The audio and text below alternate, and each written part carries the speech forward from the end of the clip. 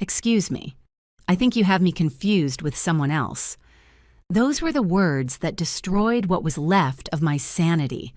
I was at the supermarket. It was a Friday afternoon. I was buying tomatoes and onions to make soup.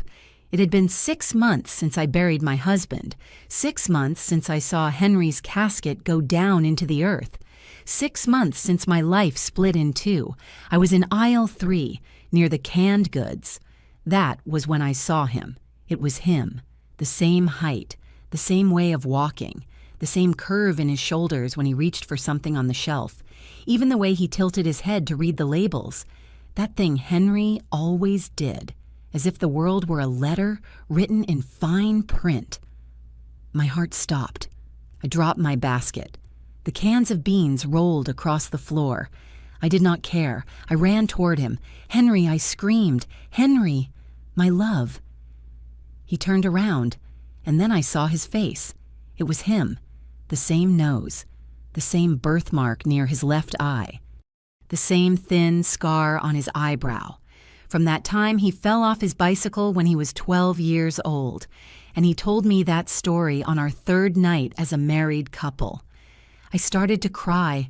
I could not stop. My hands were shaking when I reached out my arms to him. "Henry, how is this possible?" He looked at me, and in that look I saw something that froze my blood. Confusion. "Excuse me, ma'am," he said with that voice I heard every day for 32 years. "I think you are confusing me with someone else." "No," I whispered. "No, you are. You are my husband." He took a step back. "I am very sorry, but I do not know you." He did not know me. This man with Henry's face, Henry's voice, Henry's scar. He did not know me. "Please," I begged him, grabbing his arm. He was wearing a navy blue shirt. Henry had one just like it. "Please, Henry, it is me. It is Rachel, your wife." He pulled away gently but firmly. "Ma'am, I think you are confused. My name is not Henry." And then he walked away. He walked toward the checkout, paid for his things, and left the supermarket as if nothing had happened, as if I did not exist. I stood there, in the middle of aisle 3, surrounded by cans of beans on the floor, crying in front of strangers who looked at me with pity. The security guard came over. "Are you okay, ma'am?" "No." I was not okay, because I had just seen my dead husband walking through the aisles of a supermarket, and he did not recognize me that night in my empty house.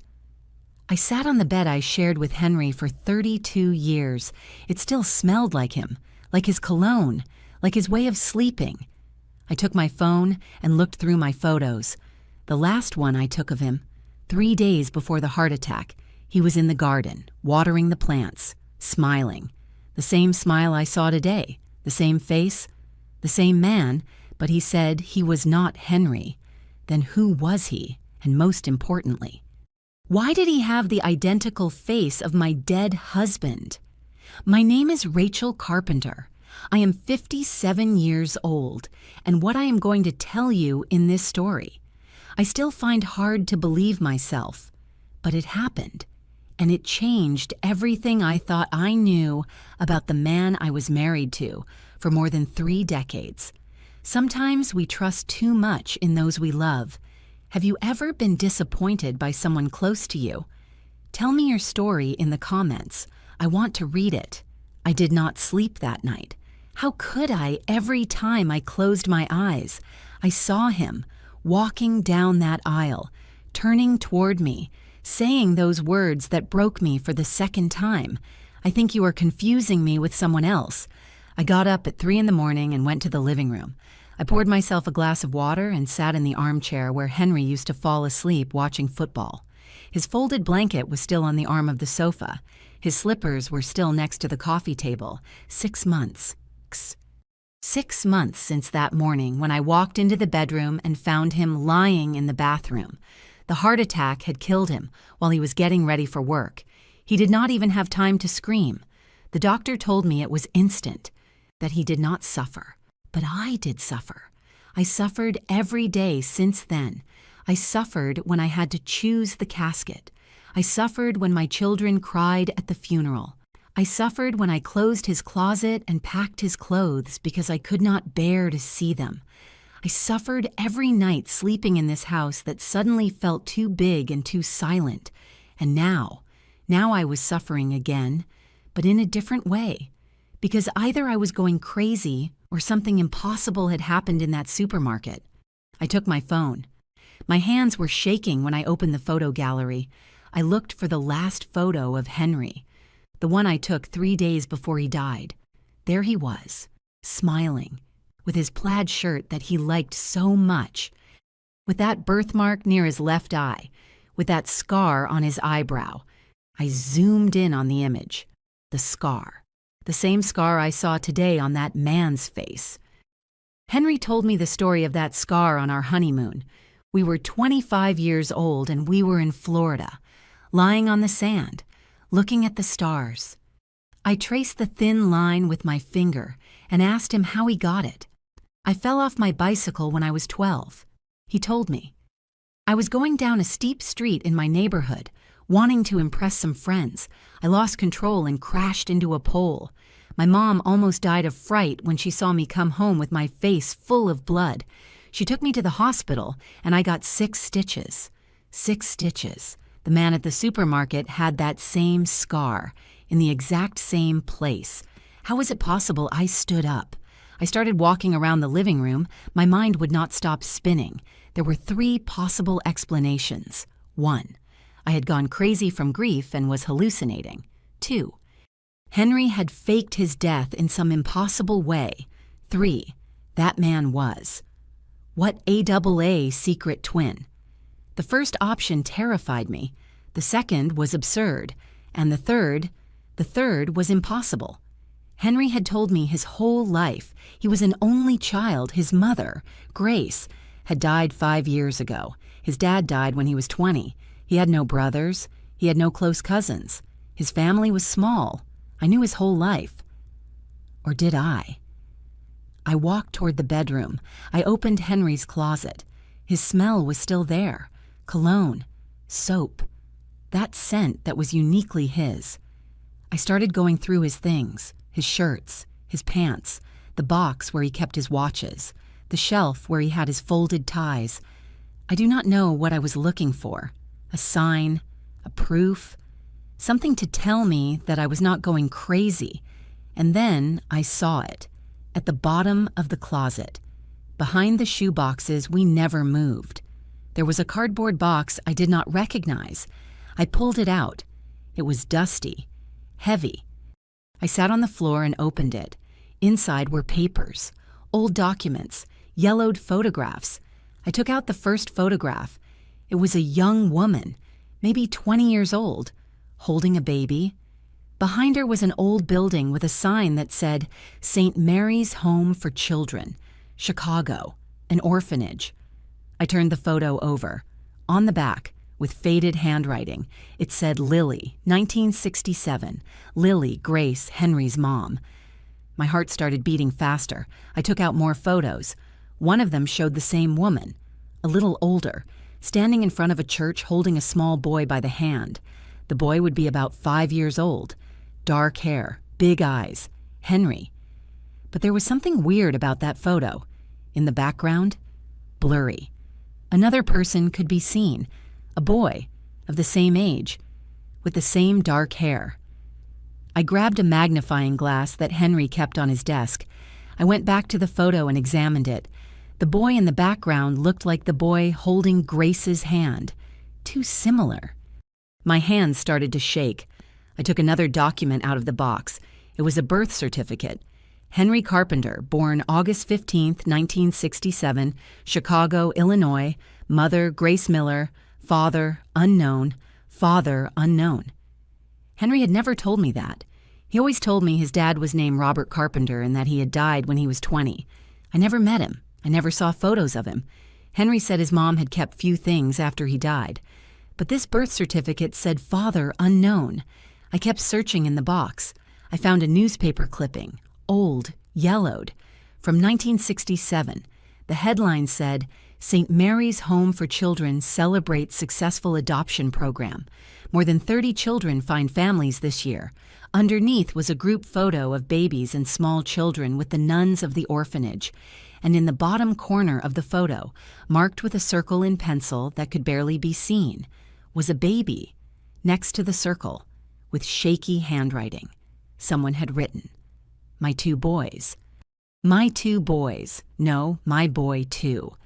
I sat on the closet floor for hours, surrounded by papers and photographs, trying to understand what I was seeing. Henry had been adopted. That was clear now. But those photos, that certificate, that circle around two babies, it was possible. It was possible that Henry had a twin brother that he himself never knew existed, and that man in the supermarket. I took my wedding ring between my fingers. I turned it. Henry had put it on me 32 years ago, promising me he would love me until death did us part. And death did us part. But now I had to know the truth, even if it hurt me, even if it destroyed me, even if it changed everything I thought I knew about the man I loved. I had to find that man from the supermarket, and I had to discover who he really was. While I tell all this, I think about where you might be listening to me. Write the name of your city in the comments. On Monday, I returned to the supermarket. I could not wait. I could not sit in my house surrounded by old photos and unanswered questions. I needed to see him again. I needed to confirm that I had not imagined it. I arrived at 10 in the morning, the same time as Friday. I took a cart. Although I did not need anything, I walked slowly through every aisle, searching. Aisle 1, aisle 2, aisle 3. Nothing. I did 3 complete laps of the supermarket. 1 hour, 2 hours. He was not there. I sat in the supermarket cafeteria with a coffee I did not want to drink. My hands were shaking. My heart was beating too fast. What if I had not imagined it? What if it was real? An employee passed by cleaning the tables near me. She was an older lady, about 60 years old, with the supermarket uniform and a kind smile. "Excuse me," I told her before thinking it through. "Do you work here every day?" She looked at me with curiosity. "Yes, ma'am, I have been working here for 15 years. Do you need something last Friday?" I said, choosing my words carefully. I saw a man here, tall, about 60 years old, gray hair, a scar on his eyebrow. He was wearing a navy blue shirt.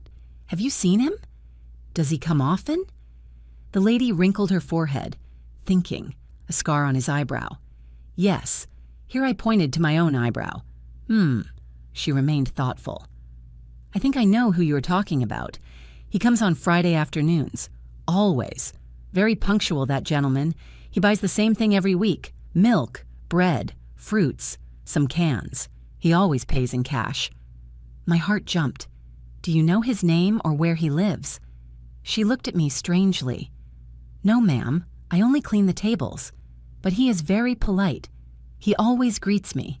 "Did you say he comes on Fridays?" "Yes. Like clockwork, always between 4 and 5 in the afternoon. 4 days. I had to wait 4 days to see him again. But now at least I knew I had not imagined it. That man existed. He came here every week, and I was going to be waiting for him. The following 4 days were torture. I could not sleep well. I could not eat well. My children called me worried. "Mom, are you okay?" My daughter Sarah asked me on Wednesday afternoon, "You sound strange." "I am fine, honey." I lied.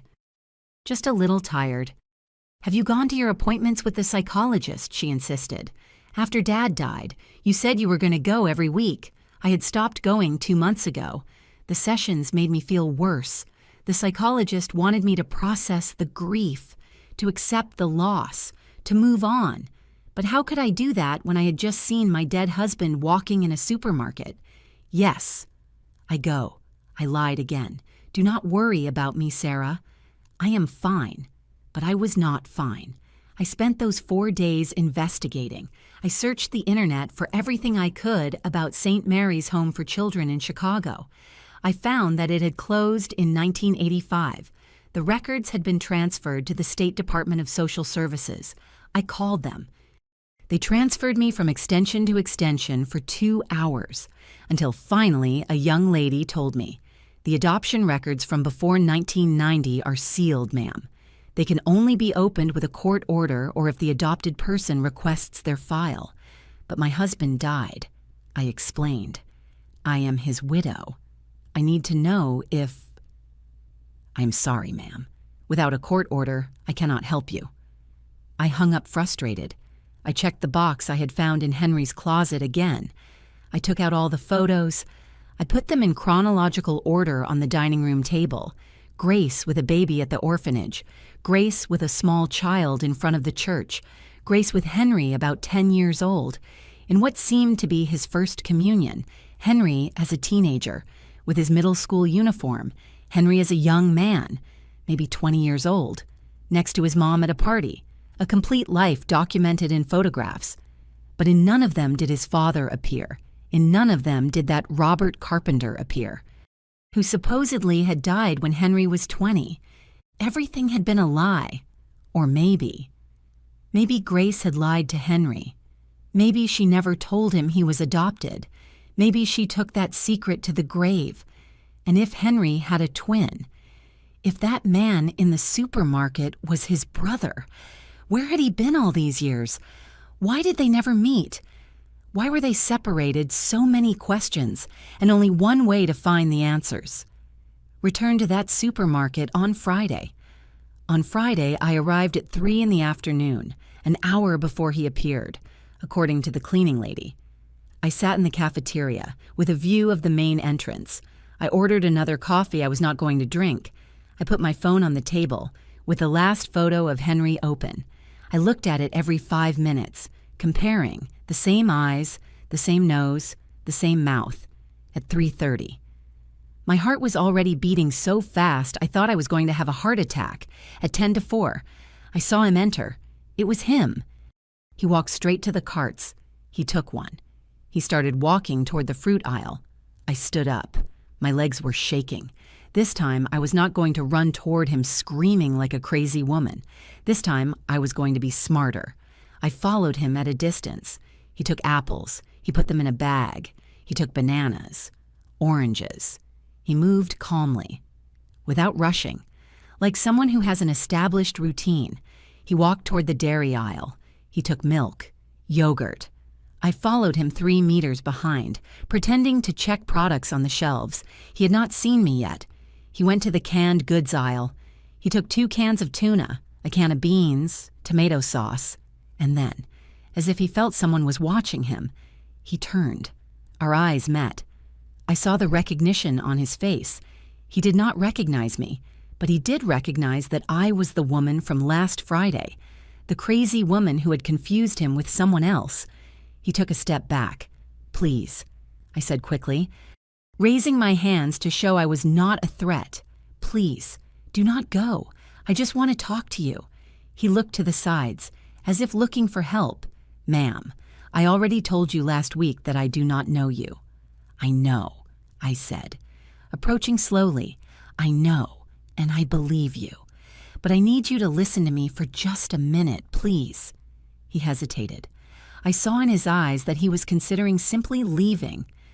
"My husband died 6 months ago," I said fast, before he could escape. "His name was Henry Carpenter, and you are identical to him." He frowned. "There are many people who look alike, ma'am." "Not like this," I insisted. "You have the same scar as him. Here." I pointed to my eyebrow, in the exact same place, the same birthmark near the left eye, the same face, the same voice. He unconsciously touched his scar. "Does that not mean—" "Were you adopted?" I asked directly. The change in his expression gave me the answer before he could speak. Surprise, discomfort, and something else. "Fear that is none of your business," he said finally, with a tense voice. "My husband was also adopted," I said, "from an orphanage in Chicago, St. Mary's Home for Children in 1967. I saw his face turn pale. "How do you know?" "Because I found documents," I said. "Photos, a birth certificate. And I think you and my husband were brothers." He shook his head. No, that's impossible. Why? Because I have no brothers. I was born alone. They told me when I asked for my adoption file 20 years ago. Are you sure? I pressed. Did you see the complete file? Did you read everything? He tightened his hands on the handle of the cart. They told me my biological mother left me at the orphanage, that she was alone, that she could not take care of me. That is all I know. And your date of birth, I asked, with my heart in my throat. He looked at me with distrust. Why do you want to know that, please? I begged. Just tell me your date of birth. There was a long silence. Finally, he said, August 15th, 1967. The world stopped. The same date as Henry, the same day, the same month, the same year. My God, I whispered. He had realized it too.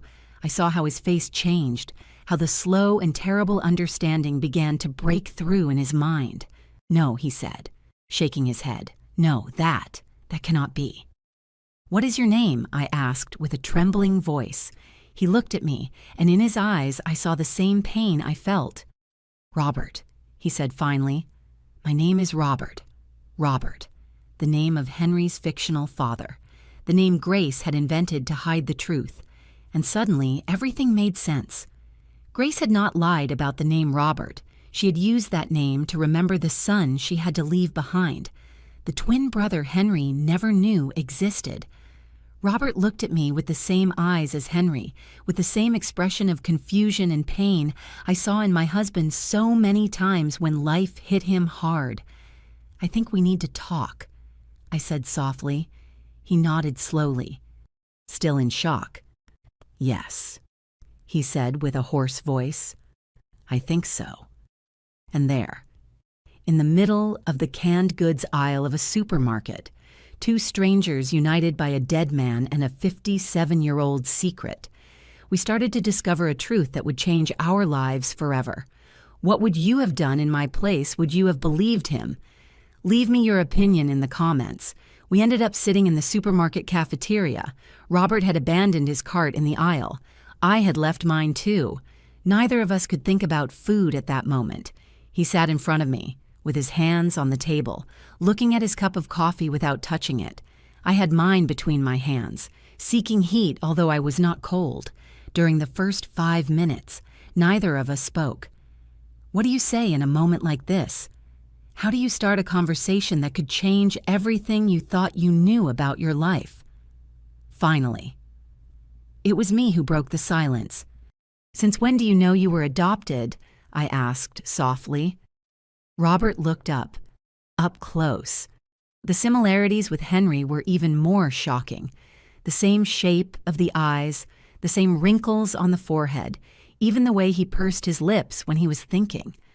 I always knew, he said finally. My parents, my adoptive parents, never lied to me about that since I have memory.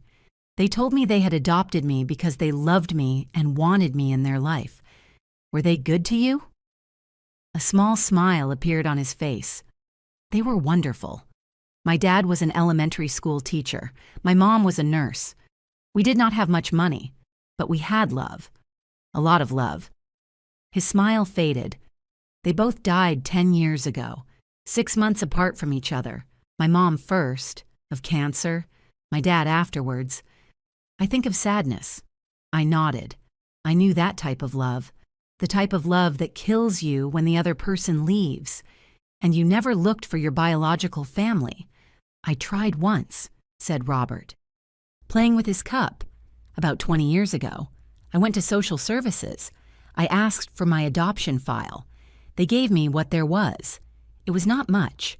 A birth certificate that said, Mother unknown, Father unknown. A report that said they had found me at the door of St. Mary's Home for Children when I was only a few days old. A handwritten note that said, Please take care of my baby. I cannot give him what he deserves. My heart shrank. A note. Yes, I still have it at my house. I kept it all these years. He paused. They told me that probably my mother was very young, that maybe her parents forced her to leave me, that in those times, a single woman with a baby, well, You know how it was. Yes, I knew. The 60s. The stigma. The shame. Families that hid their pregnant daughters or sent them away. And they never told you that you might have a brother, never. In the file, it said nothing about that. And when I asked if there was more information, they told me no. That the records of the orphanage were incomplete. That many documents had been lost when the place closed. I took out my phone. I opened the photo of Henry. I put it on the table between us. This was my husband, Henry. Robert looked at the photo, and I saw how his face changed, how disbelief gave way to amazement, how his eyes filled with tears he tried to hold back. It is like seeing myself in a mirror. He whispered, I know. When did he die 6 months ago? A heart attack. It was very fast. He did not suffer. Robert ran his finger over the phone screen, zooming in on the image. Did he know he was adopted? I shook my head. No, and I did not know either until last week.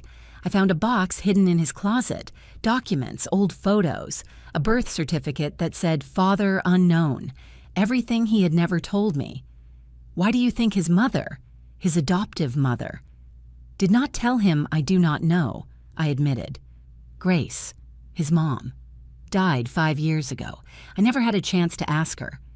But I think maybe she was afraid of losing him, afraid that if he knew the truth, he would want to look for his biological family, or maybe she herself did not know the whole story.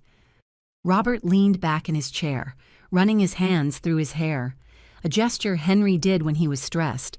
I do not even know what to think. I know, me neither.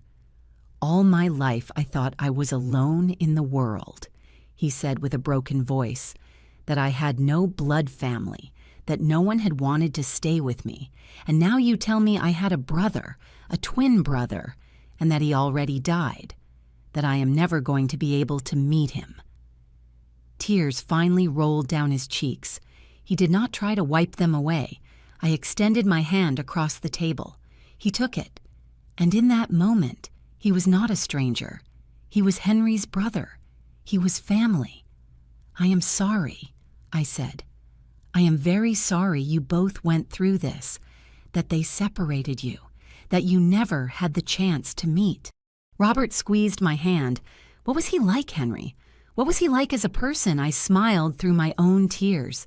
He was good, so good, hard-working. He loved his garden. He spent hours on Sundays watering his plants, pruning his rose bushes. I laughed softly. He always said plants do not judge you, that they only need water, sun, and patience. I like gardening too, said Robert with surprise.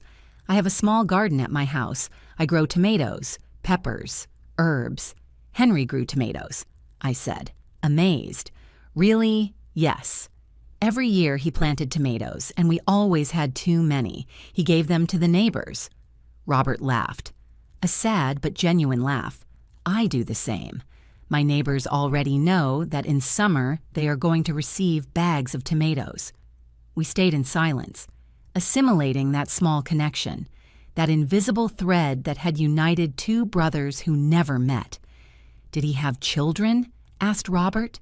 2. Sarah and Michael. Adults now. Sarah is 30. She is a lawyer. Michael is 28. He is an engineer. They both live here in the city. Have you told them about me? Not yet. First, I wanted to be sure. I paused. I wanted to meet you first. Robert nodded. And you, I asked. Do you have family? Something crossed his face. Sadness. I was married, he said slowly. 16 years. But we divorced 8 years ago. It was difficult. We could not have children. We tried for years. Treatments, doctors, nothing worked, and that destroyed us.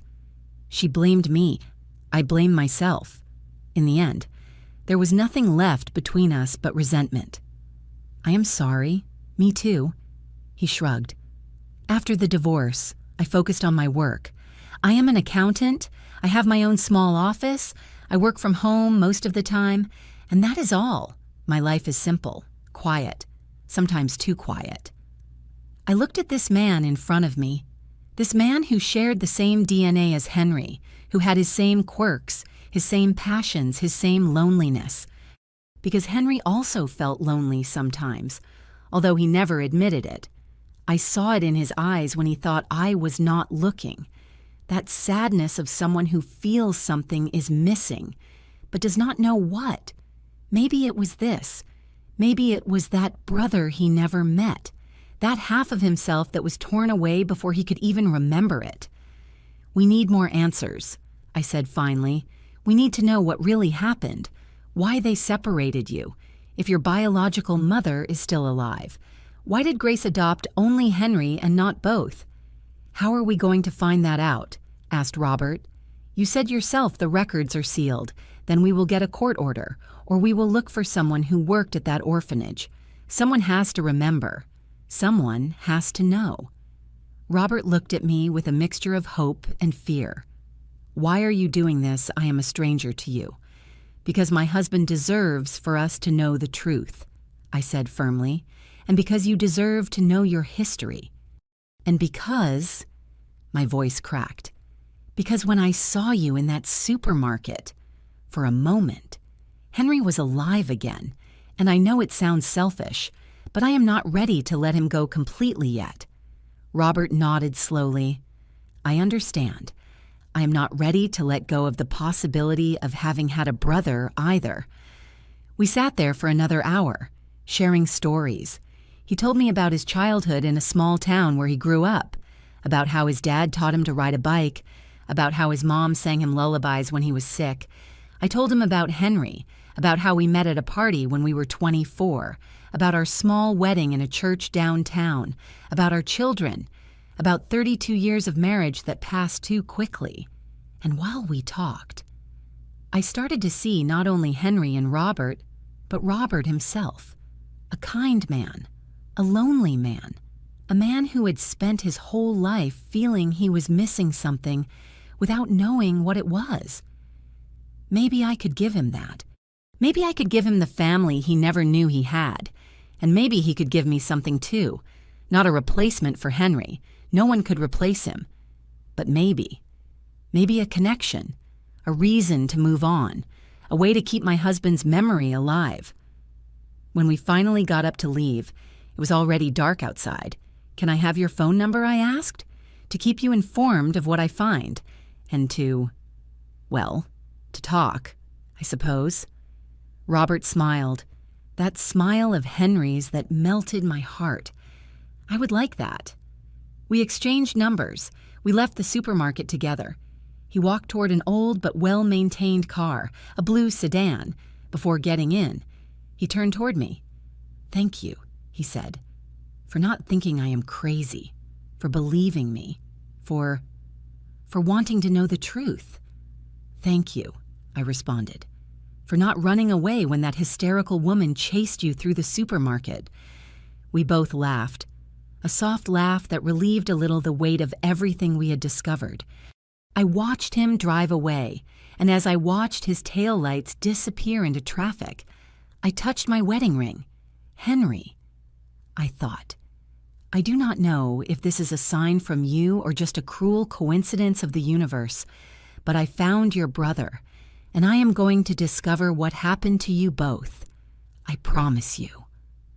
The wind blew softly, moving the leaves of the trees in the parking lot, and for a moment, just for a moment, I felt as if Henry were there with me, telling me I was doing the right thing, telling me to move on, telling me I was not alone. During the next 3 days, Robert and I texted constantly. At first, they were simple things. Good morning. Good night. How was your day? But then they started to be deeper. He sent me photos of his garden, green tomatoes hanging from the plants, peppers, basil growing in pots. I sent him photos of Henry, of our wedding, of our children when they were small, of the garden Henry had cultivated for years, and in every photo, Robert saw something familiar, a posture, an expression, a way of smiling. It is like seeing a life I could have had. He wrote me one night, It is like seeing a version of my husband I never knew. I replied. On Thursday morning, he called me. I found something, he said without even saying hello. His voice sounded shaky. I was going through my things, looking for the adoption file they gave me 20 years ago, and I found the note, the one my biological mother left. Do you have it there? Yes. I have been reading it over and over again, and there is something I did not see before. What is it? Can I come to your house? I need to show you this in person. My heart beat faster. Of course. Yes. Come whenever you want. Doesn't an hour work for you? Perfect. I hung up the phone with trembling hands. An hour. In an hour, I was going to have Robert here. In the house I shared with Henry, in the space that had been ours for more than 30 years. Was I ready for that? I did not know, but I needed to know what he had found. I spent that hour cleaning obsessively, although the house was already clean. I put away the photos of Henry I had in the living room. Then I took them out again. Then I put them away again. Was it weird to have photos of my dead husband when his twin brother was coming? Was it weird not to have them? In the end, I left them where they had always been. Henry was my husband. This was his house, and I was not going to hide that. When the doorbell rang, I almost jumped off the couch. I opened the door. There was Robert, in jeans and a white shirt, holding an old manila envelope in his hands. Hello, he said softly. Hello, come in. He entered slowly, looking around. I know he was seeing the house where his brother lived, where his brother died. It is nice, he said. Thank you. Would you like some coffee, please? We went to the kitchen. I made coffee while he sat at the table. The same table where Henry and I had breakfast every morning for years. I poured his cup. I sat in front of him. What did you find? I asked.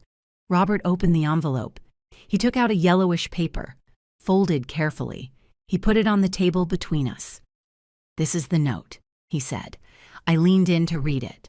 The handwriting was shaky, feminine, of someone who had been crying while writing. It said, Please, take care of my baby. I cannot give him what he deserves. His father does not want to know anything about us. My family has kicked me out of the house. I have no job. I have no money. I am barely 17 years old, and I do not know how I am going to survive myself, much less take care of a child. Please give him a good family, a family that loves him, a family that gives him everything I cannot. His name is Robert. Please do not change it. It is the only thing I can leave him. God bless you for taking care of him. LM. I read the note 3 times. LM, I said finally. Do you have any idea who it could be when they gave me this note 20 years ago? The girl at social services told me the initials probably corresponded to Lily Miller. That was the name that appeared in some documents of the orphanage as the mother who had left me there. Lily Miller, Grace Miller, Henry's mom's maiden name. My God, I whispered. But here is what I did not understand until now, said Robert, pointing to the note. It says, my baby, singular. It does not say my babies. It does not mention there were 2. Maybe she did not know she was going to have twins. That is what I thought too. But then I looked at this. He took another paper out of the envelope. It was a copy of his birth certificate. My date of birth is August 15th, 1967, but it says I was born at 2:30 in the afternoon at the General Hospital of Chicago. I took out my phone. I opened the photos of Henry's box. I found his birth certificate. Henry says he was born on August 15th. 1967 at 2:15 in the afternoon at the same hospital. Robert nodded slowly. 15 minutes difference. That means the doctors knew there were 2. That Lily knew there were 2. Then why does the note only mention 1? That is the question, said Robert with a tense voice. Why does a mother who leaves her babies in an orphanage only write about one of them? We stayed in silence, thinking. And then, slowly, a terrible idea started to form in my mind. What if she did not leave both? I said softly. Robert looked at me. What do you mean? What if she only left one? What if she kept the other? I saw how his face changed, how the understanding arrived. Henry, he whispered. She kept Henry, and she left you. The words remained suspended in the air between us, heavy, painful. Robert got up from the table. He started walking around the kitchen, running his hands through his hair. That gesture of Henry's when he was upset. Why, he asked with a broken voice. Why would she keep one and leave the other? How does a mother do that? I do not know, I said, feeling my own tears. I do not know Robert. She was 17 years old. He continued, his voice rising, alone, no family, no money. And she decided she could take care of one baby but not two. How did she make that decision? How did she choose? Maybe she had no choice, I said softly. Maybe she thought it was the only way to survive, but she chose. He shouted. Then he stopped, breathing hard. I am sorry, I should not have shouted. It is okay. You have the right to be angry. He dropped into the chair, with his head in his hands. All my life I thought my mother had not wanted me, that she had abandoned me because she did not want me, and now I discover she abandoned me because she wanted me less than my brother. We do not know that, I said. Although not even I believe my own words. What else can it be? He looked up. With red eyes. She chose Henry. She stayed with him. She raised him. She loved him. And me, she left with a note in an orphanage. I did not know what to say. There were no words that could fix this. I need to find her, he said finally. I need to find Lily Miller. I need to ask her why. Lily, Grace, died 5 years ago, I reminded him. Are you sure she was the same person, Henry's mom? I stood thinking. The truth was, I was not completely sure. Henry always called his mom Grace. That was her name. But Grace was the full name. Lily was the nickname. I have photos of her, I said, from when she was young. I found them in Henry's box. Can I see them? I went to my bedroom. I took out the box. I came back with the photos. I showed him the first one, the one of a young woman holding a baby in front of the orphanage. Robert took it with trembling hands. It is her, he whispered. It is the woman from my dream. What I have a recurring dream, he explained. Without taking his eyes off the photo, I have had it since I was a child. I dream of a young woman holding me, singing to me, crying. I never see her face well, but I feel she loves me, that she does not want to let me go. His tears fell on the photo. It is her. I know it is her. I put my hand on his shoulder. Robert. Where is she buried? He asked abruptly. Grace. Where is her grave? At the Memorial Garden Cemetery. Why I want to go. I need to see her, even if it is her grave. I looked at this broken man in front of me. This man who had just discovered that the mother he thought had never wanted him had actually loved him enough to give him a chance at a better life. Or maybe not. Maybe she had only been able to save one and chose the other. The truth was, we did not know. And maybe we never would. I will take you, I said. Tomorrow. We will go together. He nodded, wiping his tears. Thank you. He stayed a while longer. We drank more coffee. We talked about lighter things. I showed him more photos of Henry, photos of his children, of our life. And little by little, I saw how Robert calmed down, how the pain became a more manageable sadness when he finally left. It was already night. I walked him to the door. See you tomorrow, I said. Yes, tomorrow. He paused. Rachel, thank you for this, for helping me, for not treating me as if I were crazy. You are not crazy. You are hurt. There is a difference. He smiled sadly. Henry was lucky to have you. I was lucky to have him. I watched him walk away again, and as I closed the door, I felt something strange in my chest. It was not the sharp pain of loss I had felt for 6 months. It was something different. Something almost like hope. Hope that maybe, just maybe, something good could come out of all this pain. That night, before sleeping, I sat on the bed with the photo of young Grace holding a baby. I looked at it for a long time. "Why did you do it?" I whispered to the photo. "Why did you separate them? Was it out of necessity? Out of love? Out of desperation?" The photo, of course, did not answer, but somewhere in my heart I wanted to believe that Grace had done the best she could, that she had loved her 2 sons, and that leaving one had been the most painful decision of her life, a decision she took to the grave without ever telling Henry the truth. I touched my wedding ring. Tomorrow I would take Robert to meet his mother, even if it was 57 years late, even if it was just a tombstone with a name. It was something. And sometimes something is better than nothing. Friday dawned cloudy. I woke up early, before the sun came up. I had not slept well.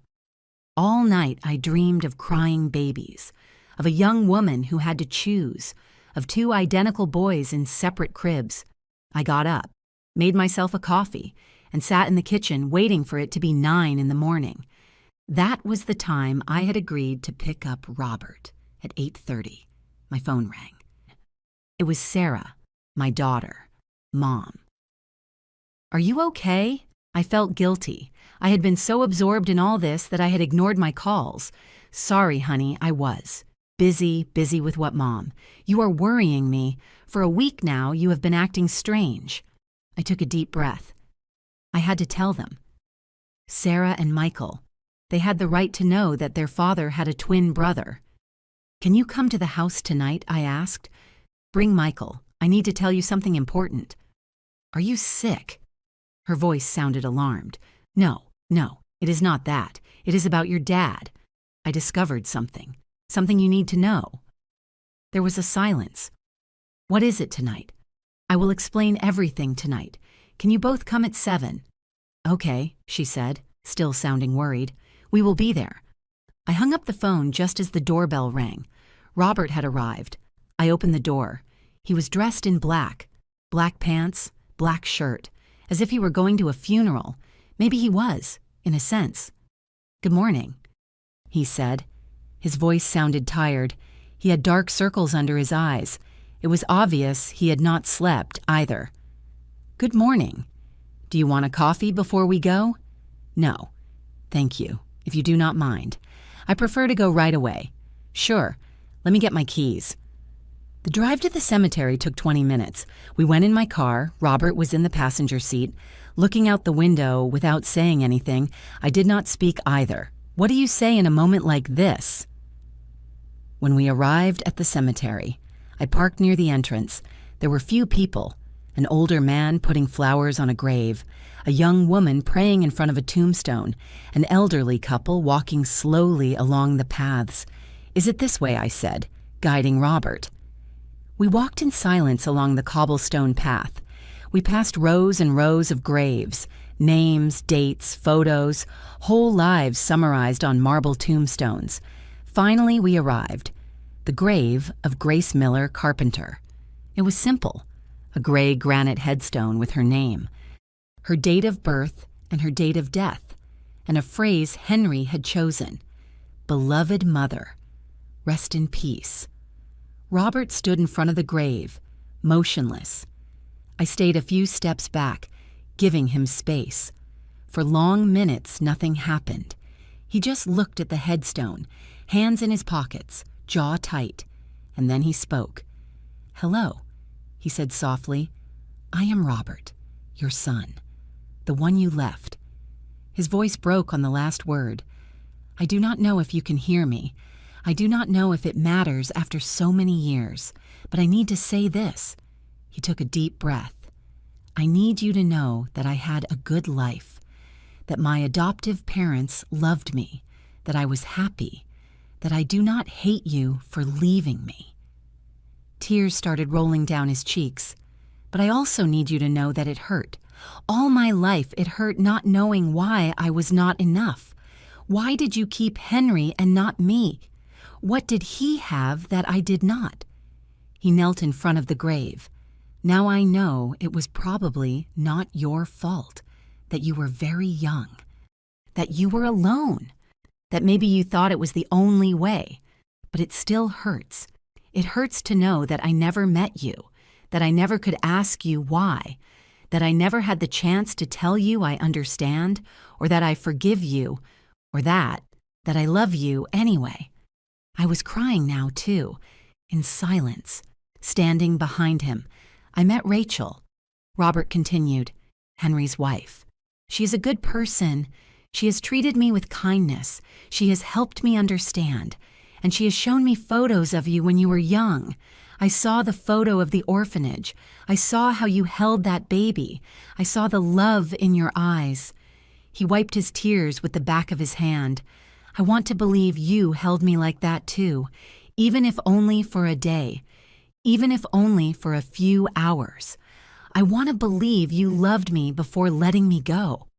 He stayed kneeling there, in silence, for what seemed like hours but were probably just minutes. Finally, he stood up. He turned toward me. Thank you for bringing me, he said. You do not have to thank me. Do you think she knew? He asked. Grace, do you think she knew that Henry never found out he had a brother I do not know? I admitted. Maybe. Maybe she planned to tell him someday and never found the right moment.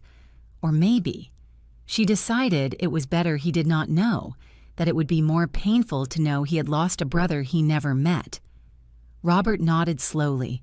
Henry was happy. Right in his life. Was he happy?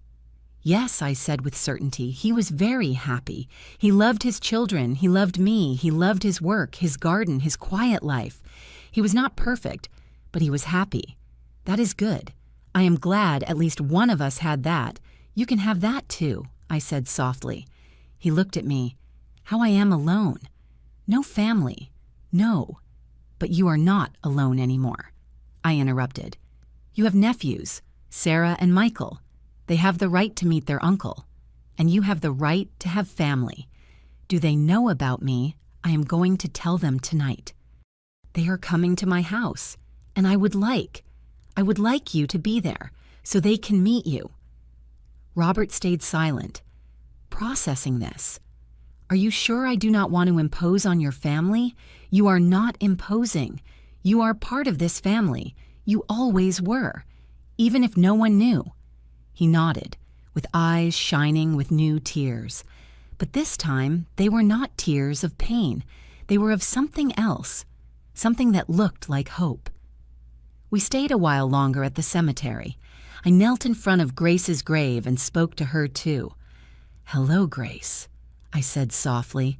I know Henry loved you. He always talked about you with such affection. He said you were the best mother in the world, and I think you were. You did what you thought was right, and thanks to you, Henry had a beautiful life. I paused, but Robert also deserves to be remembered. He deserves to be part of this story. So I am going to make sure he is. I promise you. I put fresh flowers on the grave, yellow roses, Grace's favorites, according to Henry. When we left the cemetery, the sun had come out, the clouds had cleared a little. Are you hungry? I asked.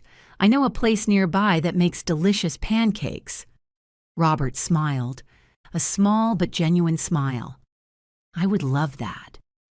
We went to a small diner that Henry and I used to visit. It hurt a little to enter without him, but it also felt good to take Robert, as if it were a way to keep the connection alive. We ordered pancakes, coffee, hash browns, and while we ate, we talked. Not about heavy things, not about Grace or secrets or pain. We talked about simple things, about his work as an accountant, about my years as a teacher before retiring, about his plants, about my grandchildren. And I realized something. I liked Robert. Not just because he looked like Henry, not just because he was his brother, but because he was a good person, kind, thoughtful, with a good sense of humor that came out when he felt comfortable. "You know," he said at some point during the meal, "when I saw you for the first time in that supermarket, I thought you were crazy. A woman crying and screaming at me that I was her dead husband. It was terrifying." I laughed. I must have looked like a crazy woman. "I'm sorry for that." "Do not be sorry," he said with a smile. "If you had not done that, if you had been calmer, I probably would have run away and never discovered all this. That is true. Sometimes crazy things are what we need to do." We finished eating and ordered more coffee. We were in no hurry to leave. It was nice to be there, in that small corner of the world, without pressures or expectations. "What time do you want me to come to your house tonight?" he asked finally. "At 7. Sarah and Michael are going to arrive at that time." "Are you nervous?" "Very," I admitted. "I do not know how they are going to react. It is a lot to process. It has been a lot for you, too," Robert pointed out. "And you have handled it incredibly well.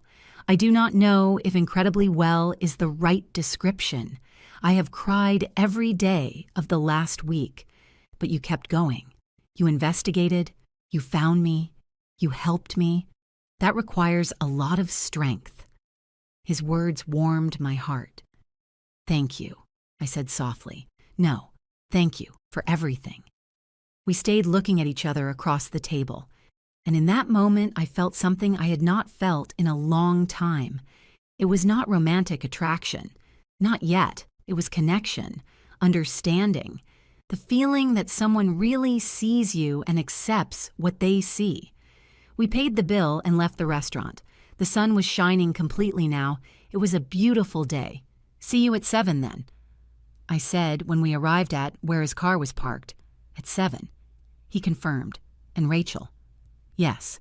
Thank you. For everything. For this day. For making me feel I belong somewhere." "You always belonged," I said, just that no one had realized it. I watched him drive away. And while I drove back home, I thought about everything that had happened in the last week. A week ago, I was alone in my empty house, drowning in my grief for Henry. Now I had Robert. I had a mystery to solve. I had a reason to get up every morning. It was not the same as having Henry back. Nothing could replace that. But it was something. And like I had told Robert, sometimes something is better than nothing. That afternoon, I prepared the house for the meeting. I cleaned, I made coffee, I put out cookies, and I took out all the photos, the ones from Henry's box, the ones of Grace, the birth certificate, Lily's note. Everything was going to come to light tonight, and I did not know how my children were going to react. I only knew they deserved the truth, the whole truth, even if it hurt. I still wonder if I did the right thing by looking for answers. And you. What would you have done in my place at 7 o'clock sharp? The doorbell rang. It was Sarah and Michael. I opened the door, and there were my 2 children, Sarah in her lawyer suit, just out of work, Michael in jeans and a casual shirt, his engineer uniform. Mom, Sarah said, hugging me. "You had us very worried. I know, honey. Come in, sit down. I am going to explain everything." They went into the living room. They sat on the sofa, side by side, looking at me with concern. "What is wrong?" Mom asked Michael. "Sarah told me you discovered something about Dad." I took a deep breath. "Where to start? A week ago," I began. "I went to the supermarket and I saw someone who I thought was your father." Sarah frowned. "What do you mean you saw Dad, Mom? Dad died 6 months ago." I know. But this man, he was identical to him. The same face, the same voice, the same scar on his eyebrow." Michael and Sarah looked at each other, worried. Mom said Michael softly, "Have you been taking your medications? Have you gone to your appointments with the psychologist?" "I am not crazy," I said firmly, "and I am not hallucinating. This man is real. And it turns out he is your father's twin brother." Silence. Sarah was the first to speak. "What, your father had a twin brother?" His name was. His name is Robert, and we never knew about him because they were separated at birth. Henry was adopted by your grandmother, Grace, and Robert was adopted by another family. That is impossible, said Sarah, standing up. Dad would have told us. Grandma would have told us. Grandma never told your father he was adopted, I explained. I found documents hidden in your father's closet, birth certificates, photos of the orphanage, a note from his biological mother. Let me see, demanded Sarah, her lawyer instinct taking control. I went to the dining room table where I had put everything. I brought the box. I put it in front of them. Michael and Sarah started reviewing the documents. I saw how their faces changed, from skepticism to confusion, from confusion to amazement. My God, whispered Michael, looking at the birth certificate. It is true. Dad was adopted. And this, Robert asked Sarah. Where is he? Did you meet him? Yes, I met him. We've been talking all week, investigating, trying to understand what happened. And what happened? Asked Michael. I told them everything. About Lily Miller, about how she had twins at 17, about how she apparently kept Henry and left Robert at the orphanage, about the note, about the grave. When I finished, they were both silent. Sarah could not find words. It is too much. I know. Why did he never tell us? Asked Michael with a broken voice. Why did Dad never tell us he was adopted? Because he never knew, I said softly. Grandma never told him, and when she died, the secret died with her. Until now, said Sarah. Until now. The doorbell rang again. The three of us turned toward the door. That must be Robert, I said. I asked him to come, so you could meet him. Now, exclaimed Sarah. Mom, this is too fast. We have not even processed. I know, but he is so alone, and you are his family, the only one he has left. I went to open the door. Robert was there, with a bag in his hands and looking nervous. Hello, he said. I brought a pie. I did not know if it was appropriate, but it is perfect, I said, smiling. Come in. I took him to the living room, and I saw the exact moment when my children saw Robert for the first time.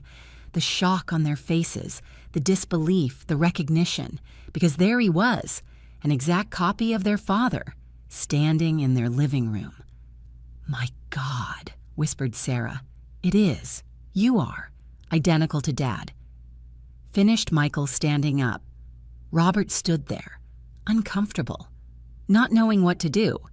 Hello, he said finally. I am Robert, and I know this is very strange for you. It is for me, too. There was a long silence. Then Sarah walked toward him. She looked at him closely. She studied his face, the scar, the eyes. Everything. You have his smile, she said with tears in her eyes. Dad's same smile when he was nervous. Really, yes. She wiped her tears. I do not know what to think. I understand, said Robert. If you want me to leave? No, said Michael suddenly, approaching too. No, stay. We need to talk, to know you, to understand all this. We all sat in the living room. I served coffee. I cut the pie Robert had brought, and we started talking. At first, it was awkward. Basic questions. What do you do? Where do you live? Are you married? But little by little, the questions became deeper. What was it like growing up without knowing you had a brother? Asked Sarah. Robert thought before answering. Lonely, he said finally. I always felt something was missing, as if there were a hole in my life I could not explain. My adoptive parents were incredible. Do not get me wrong, but there was something. A connection I did not have with anyone.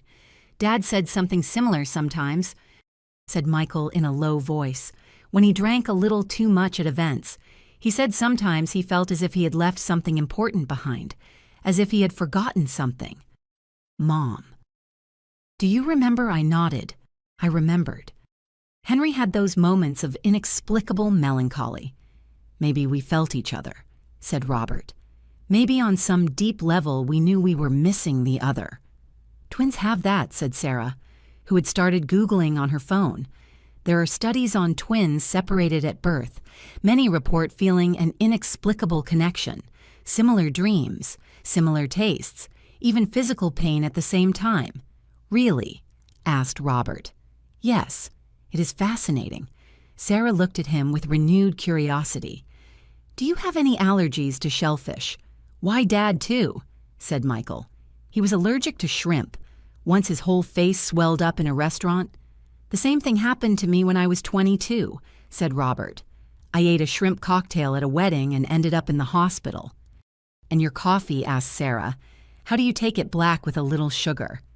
Like Dad, said Sarah and Michael at the same time.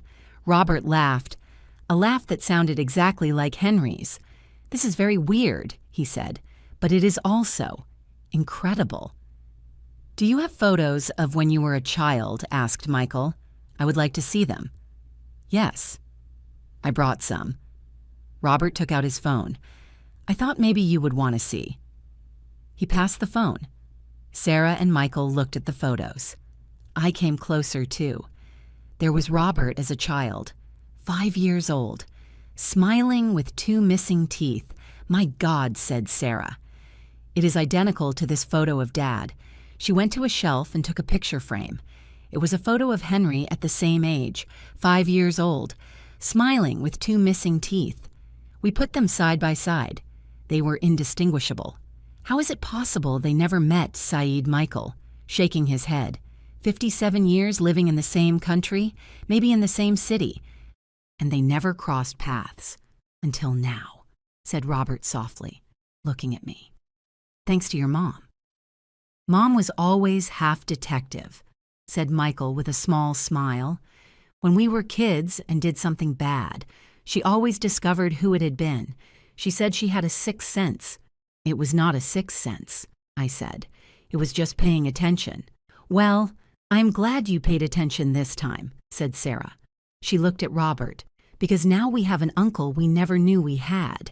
An uncle, repeated Robert with a trembling voice. Well, what else would you be? Said Sarah practically. You are Dad's brother, that makes you our uncle. I saw how Robert's eyes filled with tears. I never thought I would have nephews. Well, now you have 2, said Michael, and soon 3. My wife is pregnant. She is going to have a boy in 4 months. Really? Robert wiped his tears. Congratulations, thank you. And now that baby is going to have a great uncle he never knew existed. We all laughed. It was a laugh mixed with tears, but it was genuine. We spent the next 3 hours talking, comparing stories, finding similarities, filling the voids. Robert told them about his divorce, about his job, about his garden. Sarah and Michael told him about their lives, their jobs, their partners, their plans. And I sat there, watching this impossible scene, feeling something I had not felt in 6 months. Peace. It was not the peace of having overcome the pain. The pain was still there. It would probably always be there. But it was the peace of knowing that something good had come out of all this, that Henry, even though he was no longer here, had left a legacy, not only in his children, but in this brother he never met. You know what we should do, said Sarah suddenly. We should do a DNA test to confirm officially. It is a good idea, said Robert, to be 100% sure. I am already sure, said Michael. But yes, let us do it, for the records, and afterwards. Continued Sarah, we should have a family meal, a big one, with everyone. You, Uncle Robert, your wife, Michael, my boyfriend, everyone. I would love that, said Robert. I would too, I said, when it was finally time to leave. It was almost 11 at night. I could not believe how much time had passed. Sarah hugged Robert at the door. I am glad Mom found you, she said. Dad would have wanted us to meet. I am glad too, said Robert, returning the hug. Michael hugged him next. Welcome to the family, Uncle Robert. Those words made Robert cry again, but they were good tears this time. when my children left and only Robert and I remained. We sat in the living room in silence for a moment. "Thank you," he said finally, "for this, for giving me a family. You do not have to thank me. This was always your family. Only now we know it. Your children are incredible." "I know. Henry and I were very lucky. Henry was very lucky in general," said Robert. "He had a mother who loved him, a wife who adored him, wonderful children, a full life." He paused. "Sometimes it hurts to think of everything he had and I did not. But now you have it," I said softly. "Now you have nephews who love you. You have a family. You have a place where you belong. Thanks to you." "No," I said. "Thanks to fate, or God, or whatever made me see you in that supermarket. I just followed my instinct." Robert stood up. I did too. At the door, he turned toward me. "Can I hug you?" he asked. "I know it is weird, but it is not weird," I said, opening my arms. We hugged, and for a moment, with closed eyes, I allowed myself to imagine it was Henry, that it was my husband saying goodbye one more time. But when I opened my eyes, it was Robert. And that was okay too. "Good night, Rachel. Good night, Robert." I watched him walk away, and when I closed the door, I leaned against it and cried. I cried for Henry, for Robert, for Grace, for all the lost years, for all the connections that were never made. But I also cried of relief, because for the first time since Henry died, I felt I had done something important, something that mattered. I had reunited a family that never knew it was broken, and in the process, I had found something for myself, too. Not a replacement for Henry, never that, but maybe a friend, a connection, a reason to move on, that night, before sleeping. I looked at Henry's photo on my nightstand. I found him. I whispered, "I found your brother, and he is a good person, my love. You would have liked him." I touched the photo softly. "I wish you were here to meet him. I wish things had been different." The silence of the house answered me, but it was no longer such a heavy silence, because now I knew I was not completely alone, that there was a part of Henry still in this world, walking, breathing, living. And that was enough for now. The following weeks were strange, good, but strange. Robert started coming to the house regularly. At first, it was once a week. On Sundays, it became our tradition. I cooked, he brought dessert, and we spent the afternoon together. Sometimes Sarah and Michael came too. Sometimes it was just the two of us. And slowly, very slowly, I started to know Robert not as Henry's brother, but as Robert. I discovered he liked reading mystery novels, that he collected classical music vinyls, that he had learned to play guitar when he was young, but he had stopped after the divorce. "Why did you stop?" I asked him one Sunday while we washed dishes together. "Because she hated the sound," he said with a sad smile. "She said it gave her a headache, so I put the guitar in the closet and never took it out again." "That is sad. Many things in that marriage were sad." He shrugged. "But it is over. It does not matter anymore." "Is the guitar still in the closet?" "Yes." "You should take it out," I said. "Life is too short not to do the things you love." I knew it well. Henry died at 57. Just when we were planning our retirement, just when we were going to start traveling, doing all those things we always said we would do someday. The someday never came. "You are right," said Robert thoughtfully. "Maybe I should." 2 days later, he sent me a video. It was him playing the guitar, an old song, Moon River. "Henry loved that song," I replied. "Beautiful." "Your brother would have loved to hear you play," he replied. Maybe in some way he did hear me. I like to think so, that Henry was somewhere, watching all this, and was happy that his brother and I had found each other, a month after the day he met Sarah and Michael. Robert invited me to his house for the first time. He lived in a small house on the outskirts of the city, nothing fancy, but well kept, with a garden in front full of plants. "Your garden is beautiful," I said when I arrived. "Thank you. It is my therapy." He showed me his tomatoes that were huge and red. "Look at these. They are heirloom variety. I planted them 3 months ago. Henry also planted heirloom tomatoes," I said, touching one of the plants. He said they tasted better than the ones from the supermarket. "They are right. You have to taste them." He cut 2 ripe tomatoes. "We are going to use them for lunch." He invited me in. The house inside was simple. Functional furniture, but without much decoration. Few paintings on the walls, few photos. It was the house of someone who lived alone and did not receive many visitors. "Sorry for the mess," he said, although there was no mess. Everything was clean and tidy. "It is perfect," I said. He made me lunch, pasta with the tomatoes from his garden, fresh basil, olive oil, simple but delicious. We ate at his small kitchen table, with a view of the garden through the window. "Do you feel lonely here?" I asked without thinking it through. Then I regretted it. "I am sorry.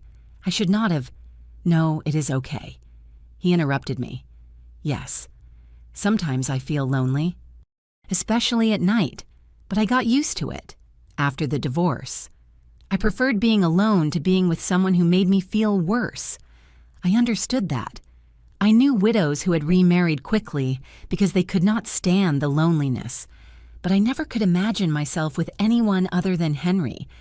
And you asked Robert, 'Do you feel lonely in your house all the time?' I admitted. The house is too big for one person. There are too many memories, too many empty spaces.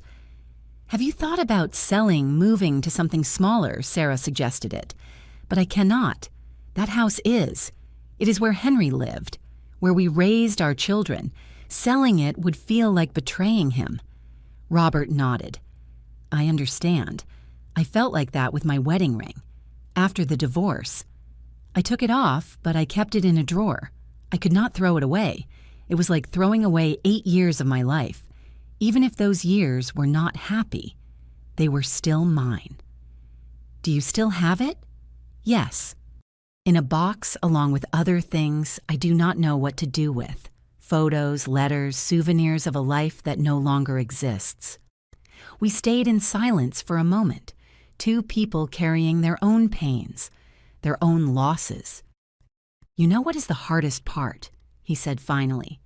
"It is not the loneliness itself. It is not having someone to share the small things with, like when you make a joke and there is no one to laugh, or when you cook something good and there is no one to taste it, or when you see something interesting on the street and you turn to comment on it but there is no one there." "Yes," I whispered. "Exactly that." "Henry was lucky to have you," said Robert, looking at me. "To have someone to share all that with for 32 years. I was lucky to have him." After lunch, Robert showed me the rest of his house, his small office where he worked, his simple bedroom, and in a room at the back, his music room. There was his collection of vinyls, hundreds of them organized alphabetically, and in the corner, on a stand, his guitar. I took it out. He said, touching it gently. "After your message, I cleaned it, I changed the strings, and I have been playing again. I am glad. Do you want to hear something? I would love to." He sat down and started playing. Another old song, "Stand By Me."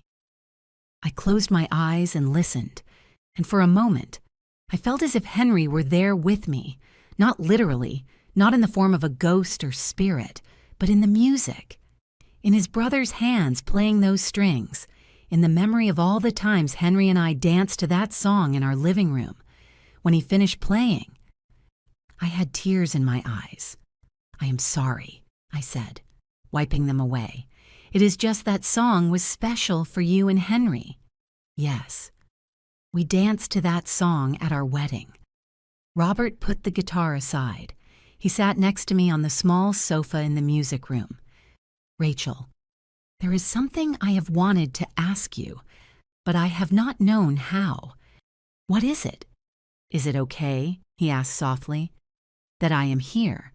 that we have formed this friendship. Does it not feel as if you were replacing Henry? I thought carefully before answering. At first, I admitted, I felt guilty, as if being with you were betraying his memory, because you look so much like him, you sound so much like him.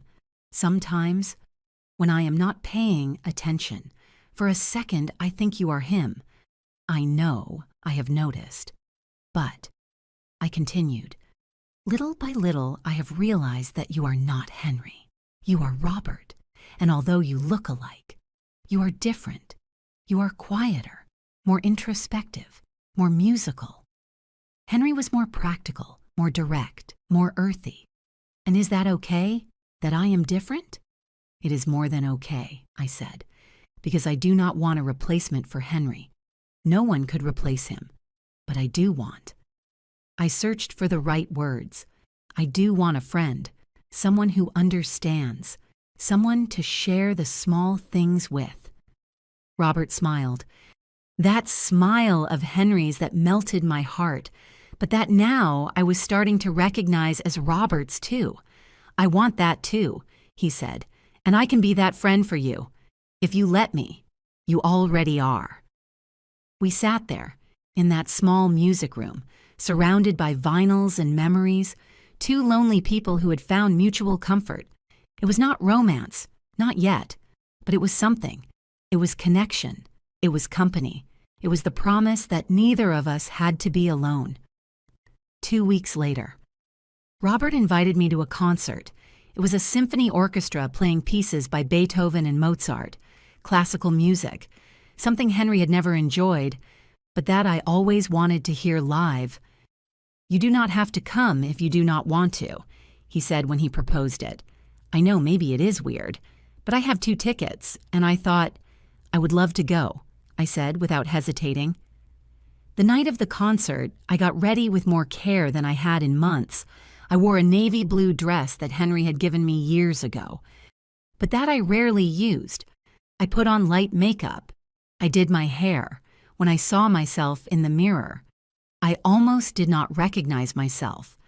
I had been so lost in my grief for 6 months that I had forgotten myself, the woman I was besides being Henry's widow. Robert arrived on time. He was wearing a gray suit. He looked handsome. I could not help thinking it. You look beautiful, he said when I opened the door. Thank you. You look very good too. Ready, ready. The concert was magical. The music filled the theater, wrapping everyone in its beauty. I got lost in the notes, in the crescendos, in the passion of the musicians. Robert was sitting next to me, completely absorbed too. From time to time our hands touched on the shared armrest, and we did not move. We let ourselves be. During the intermission, we walked through the theater lobby. What did you think, he asked. Incredible. Thank you for inviting me. Thank you for coming. He paused. I had forgotten how nice it is to share something like this with someone. Me too. We looked at each other, and in that moment I felt something I had not felt in a long time. A spark. Small. Almost imperceptible. But there it was. It was not guilt. It was not betrayal. It was just possibility. The possibility that maybe, just maybe, life had not ended when Henry died. The possibility that maybe there was still joy to be found, moments to live, connections to make, not now, not yet, but someday, maybe, after the concert. Robert took me home, at the door, before saying goodbye. He said, Rachel, there's something I want you to know. What, these last 2 months, since I met you, have been the best of my life in a long time, and it is not because you look like Henry's wife, or because you are my connection to the brother I never knew. It is because you are you, because you are kind and strong and genuine, and I feel lucky to have met you.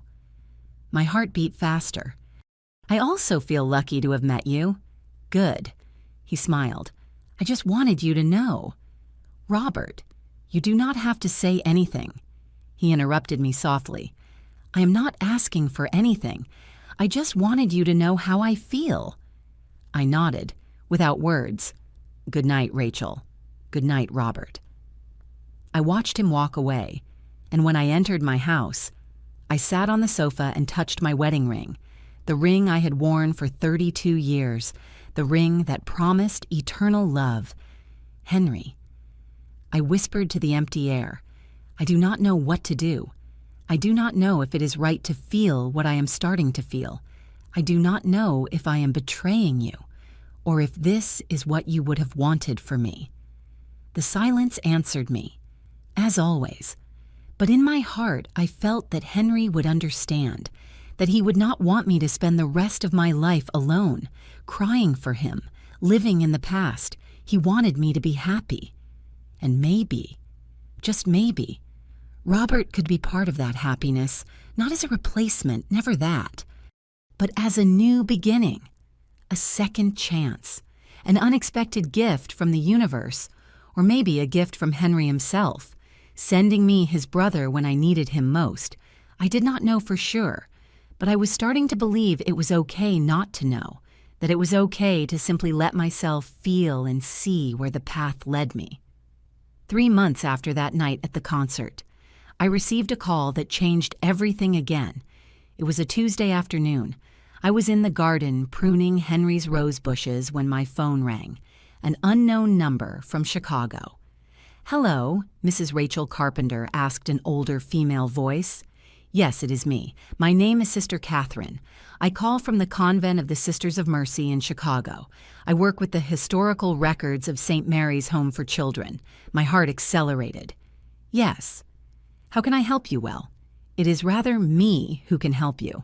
A few months ago, someone from social services contacted me saying you had been looking for information about an adoption from 1967. The Miller twins." "Yes," I said, almost breathless. "Yes. I have been looking for information. I found something you might want to see. Could you come to Chicago? There are documents I cannot send by mail. They need to be seen in person." What kind of documents? "Letters. From Lily Miller. She wrote several letters before dying. They are in our archive. They were never delivered because... Well, I will explain that when you come. I will be there," I said without thinking. "When can I go? Whenever you like. I am here every day. I will go this weekend." "Perfect. I will wait for you here, Mrs. Carpenter." I hung up with trembling hands. Letters. Lily had written letters. I immediately called Robert. Did they find something I said as soon as he answered? "A nun in Chicago. She says she has letters from Lily." "What?" "When I have to go this weekend. Do you want to come with me?" There was a pause. "Are you sure?" he asked.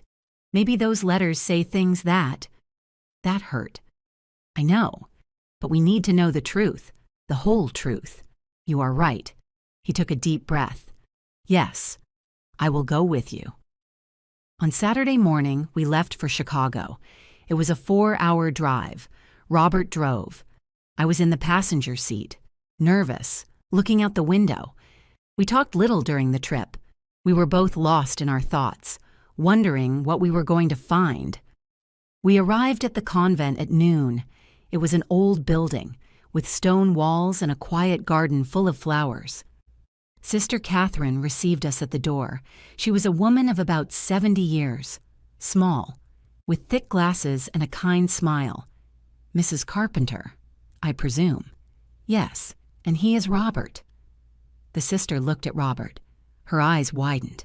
"My God," she whispered, "you must be one of the twins." "Yes, sister. You look so much like—" She stopped. "Come in, please. I have a lot to show you." She took us to a small office full of files and old boxes. On the desk was a manila folder. "Sit down," she said. Pointing to 2 chairs in front of the desk, we sat down. She opened the folder. "Before showing you the letters, I need to tell you the complete story, so you understand the context." "Okay," I said. Lily Miller arrived at St. Mary's Home for Children in July 1967. She was 17 years old and 7 months pregnant.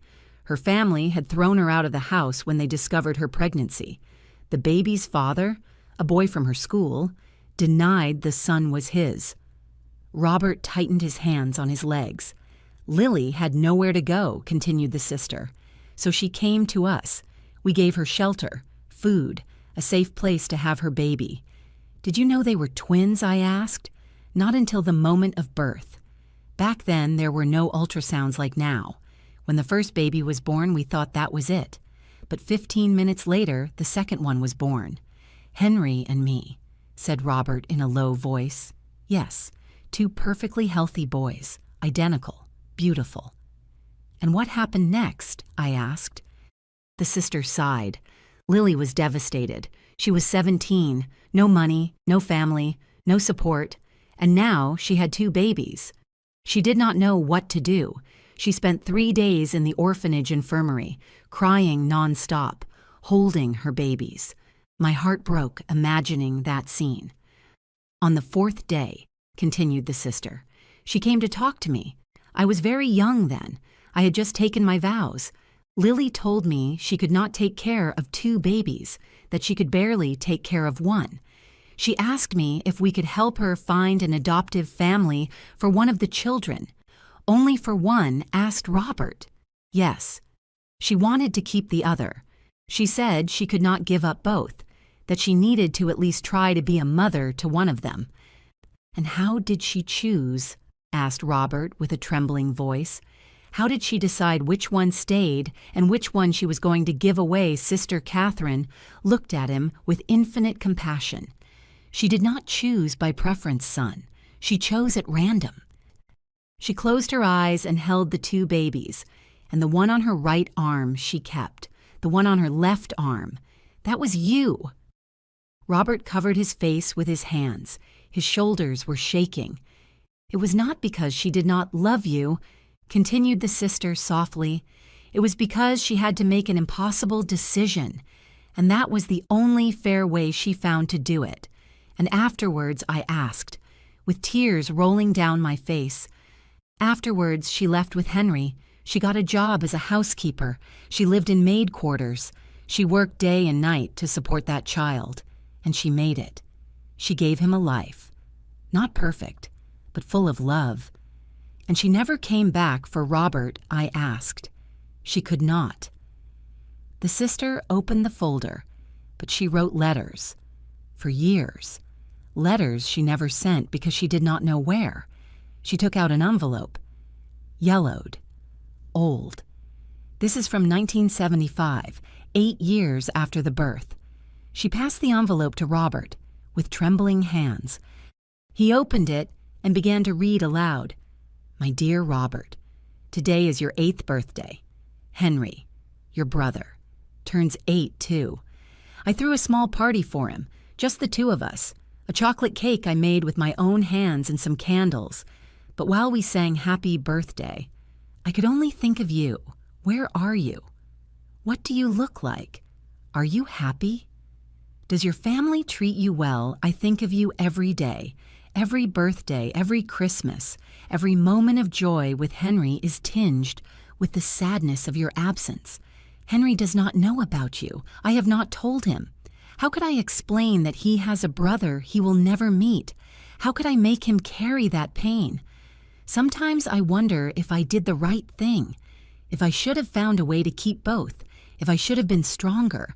But then I look at Henry, healthy and happy, and I tell myself that at least I saved one, that at least one of my children is okay. I pray every night that you are okay too, that you have found a family that loves you like I could not love you, that you are happy. I love you, my son. Even if you are not with me, even if I never see you again, I will always love you. Your mother, Lily. Robert could not continue reading. He was sobbing openly now. I got up and hugged him. We both cried. Sister Catherine waited patiently, with tears in her own eyes. There are more. She said softly when Robert could breathe again. She wrote one every year until 1995, 28 letters in total. Why did she never send them, I asked. Because the adoption records were private. She did not know who had adopted Robert. She did not know his last name. She did not know where he lived. So she wrote the letters and kept them here, with us, with the hope that someday someone would come looking for them. And here we are, said Robert. Here they are. The sister passed him the folder. All these are yours, to read when you are ready. Robert took the folder with reverence, as if holding something sacred. Thank you, sister. There is one more, she said. One last letter. Lily brought it to me in the year 2000. She said it would probably be the last one because she was sick. She died 5 years later. She took out another envelope. This one was sealed. She asked me to give it to Robert if he ever came looking for it, that no one else read it, only him. She passed the envelope to Robert. He looked at it for a long time. Then, slowly, he opened it. He read in silence. I saw how his face changed, how the tears rolled down, how his lips trembled when he finished. He passed me the letter without saying a word. I read it. My dear Robert, if you are reading this, it means you finally came looking for me. It means you found the answers you deserved to have. Probably I am already dead. Probably you never had the chance to meet me, and for that it hurts me more than I can express. I want you to know something. Leaving you was the most painful decision of my life. Every day since then, I have lived with that pain, with the guilt, with the question of whether I did the right thing. But I also want you to know this. I loved you from the moment you were born until the moment I left you. I loved you with all my heart, and I continued loving you every day after. I did not leave you because you were not enough. I left you because I wanted you to have a chance at a better life than I could give you. A family with money, with stability, with 2 parents. Henry also had a difficult life. We grew up in small rooms. We ate beans and tortillas most days. We never had luxuries, but we had love, and I hope that was enough for him. I wish I could have done the same for you. I wish I could have been your mother too, but I could not. And I had to live with that reality every day. If you have ever wondered why I abandoned you, the answer is, I did not abandon you. I freed you. I gave you the chance I could not give you, and I hope, with all my heart, that you had a happy life, that you were loved, that you fulfilled your dreams, because that was my dream for you. I love you, my son. I have always loved you. I will always love you. Your mother who never stopped thinking of you, Lily Miller. I folded the letter carefully and gave it back to Robert. We sat in that small office for a long time, in silence, processing, crying, healing. Finally, Robert spoke. Thank you, sister, for keeping these letters, for waiting all these years. It was the least I could do, said Sister Catherine. Lily was a brave woman. She did what she had to do to survive and to give you both a life. She deserves to be remembered with honor. She will be. I promised. I promise you. We left the convent with the folder of letters. Robert held it against his chest as if it were a treasure, because it was. It was the proof that he had been loved, that he had not been abandoned, that his mother had chosen him in the only way she could, with pain, but with love, in the car, on the way back home. Robert finally spoke. All my life I thought I was not wanted, he said, that I was not enough, and it turns out I was loved all along, just in a way I never knew. You were very loved, I said, taking his hand, by Lily, by your adoptive parents, and now by Sarah, Michael, and by me. He squeezed my hand. You know what is the craziest thing about all this? What that, if Lily had not made that impossible decision, I would never have met my adoptive parents. I would never have had the life I had, and I would never have met you. He was right. All the pain, all the suffering, all the impossible decisions had led to this moment, to us together, finding peace in the midst of pain. I think, I said softly, that everything happens for a reason. We do not always understand why, but in the end, the pieces fit in ways we never expect. Do you think Henry asked Robert? Do you think in some way he knew I existed? I do not know, but I like to think so, that on some deep level he knew something was missing, and that now, from wherever he is happy that we finally found each other. Robert smiled. The first genuine smile since we entered that convent. I like to think that too. We drove in silence the rest of the way, but it was a comfortable silence, peaceful. When we arrived at my house, it was already night.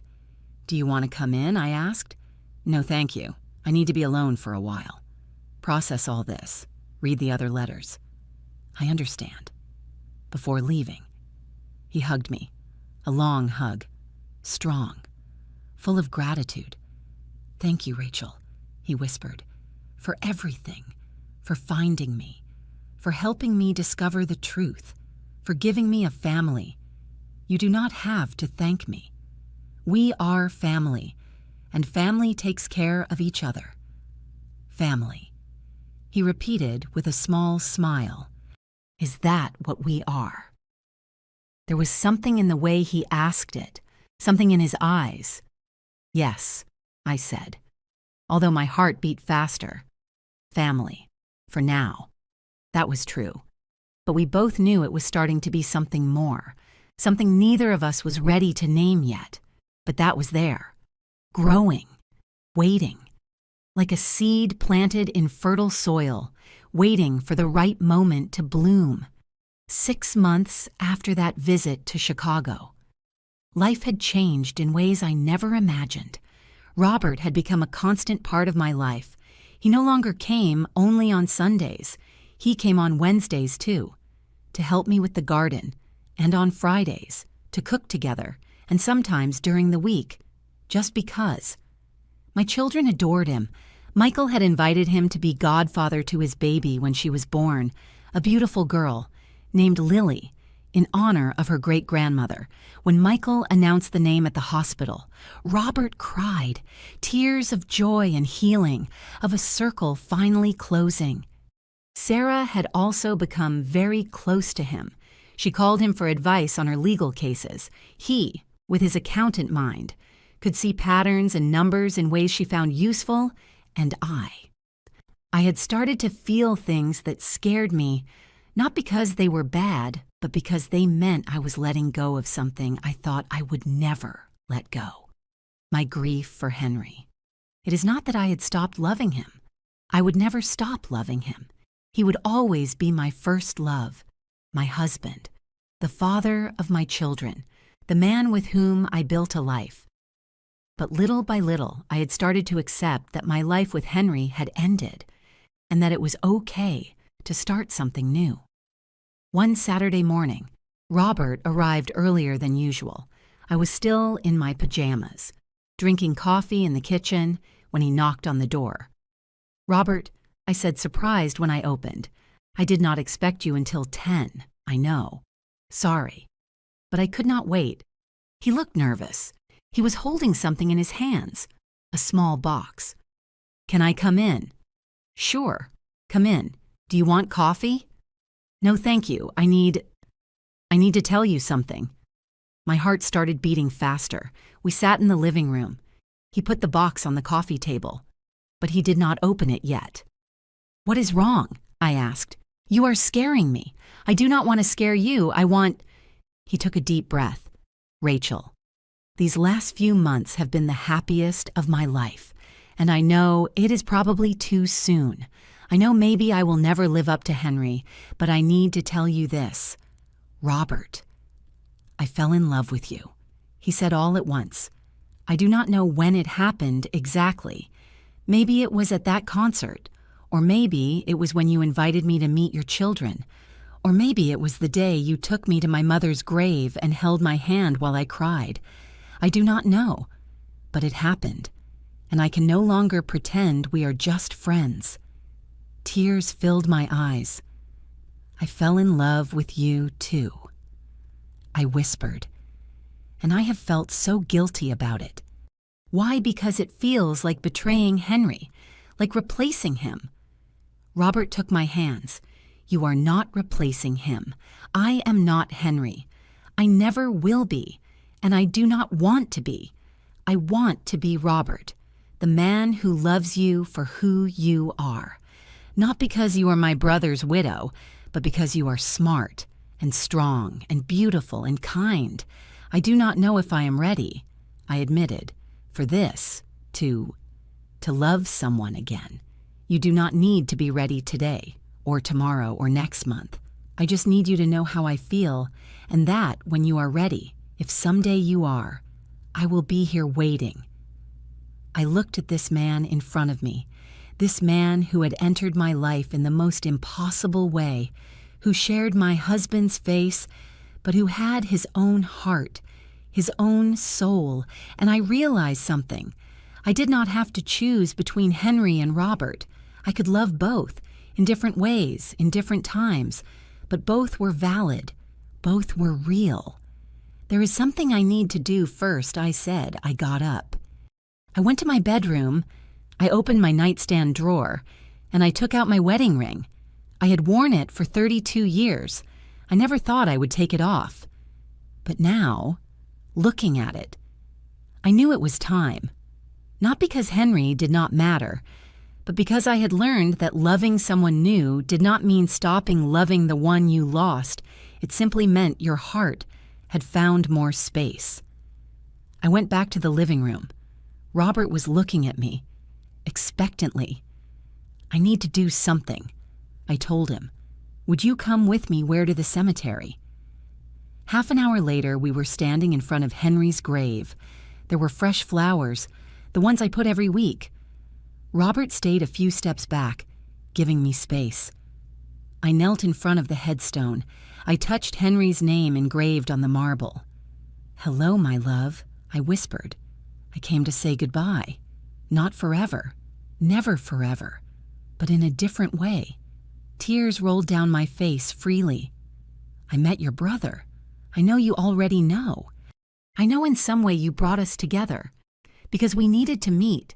He needed family, and I needed a reason to move on. I touched my wedding ring. I fell in love with him, Henry, and I feel guilty about that.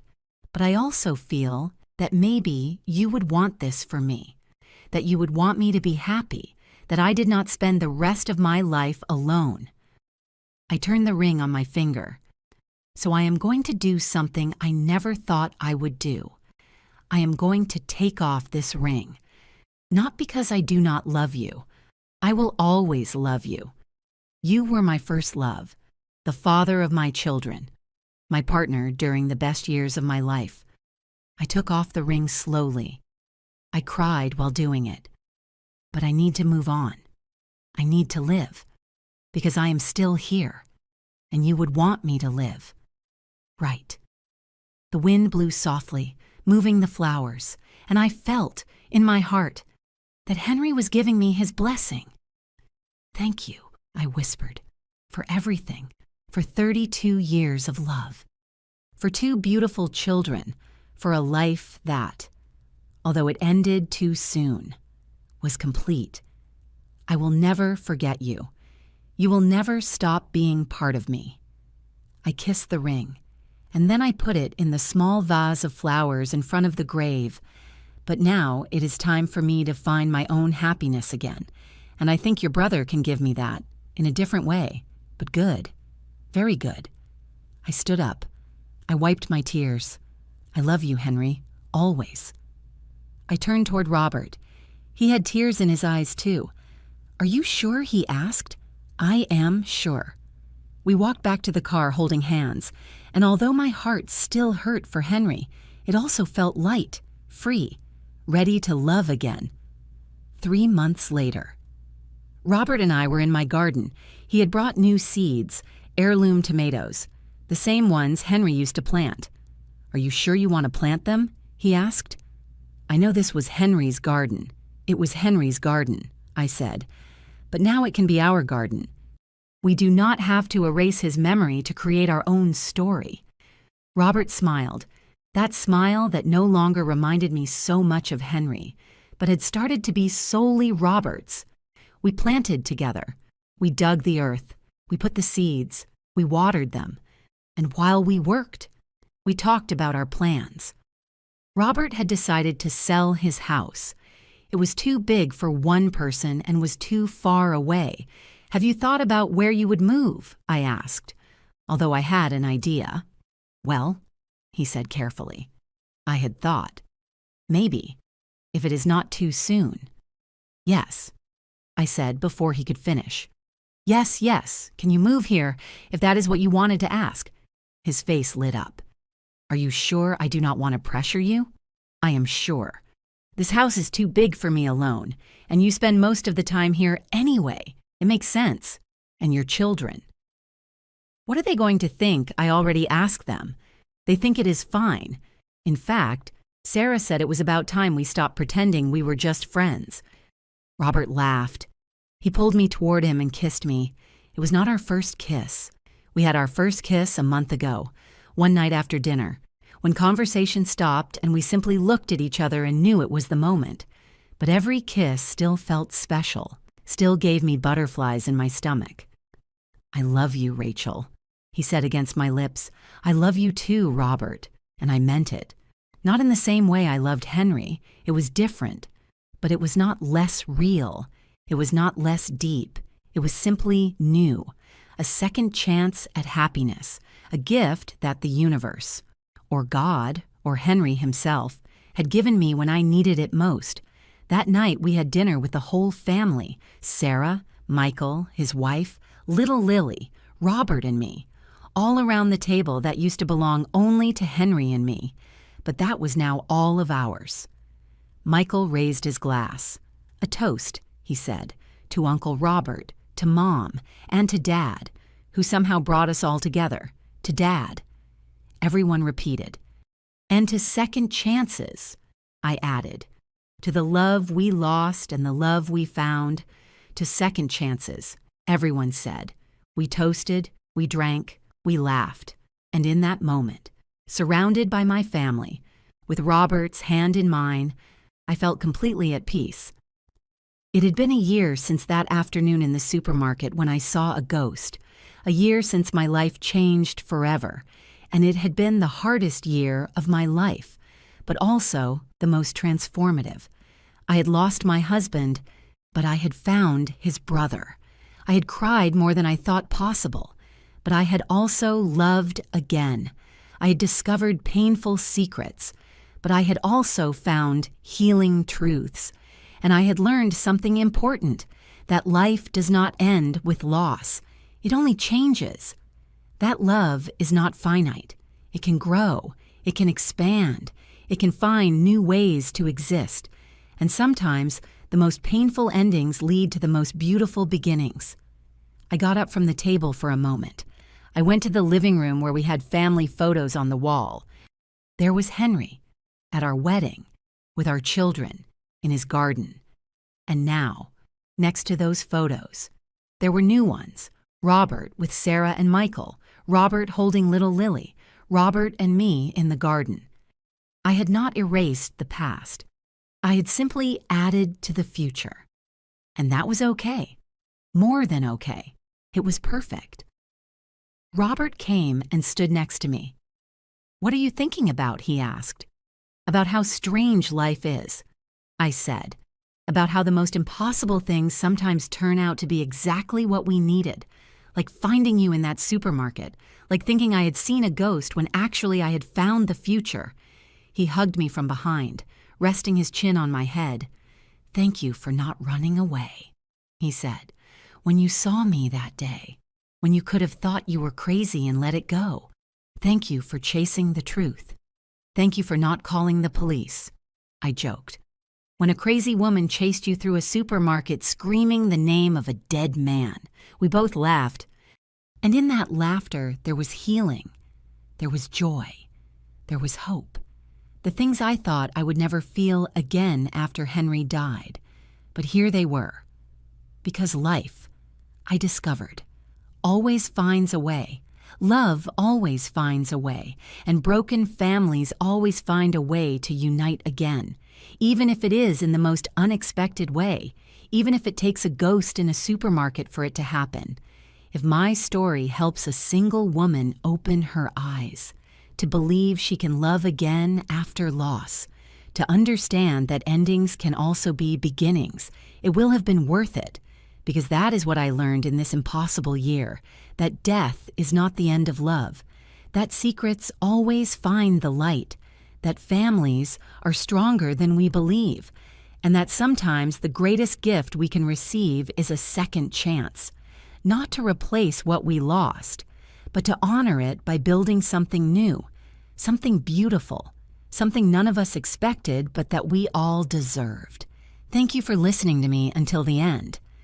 If this story touched your heart, subscribe and hit the bell to hear more stories of women who transformed their pain into wisdom. Every day, a woman, a life lesson. Share this story with someone you love. Sometimes, a story like this can change a whole day. God bless you, and until next time.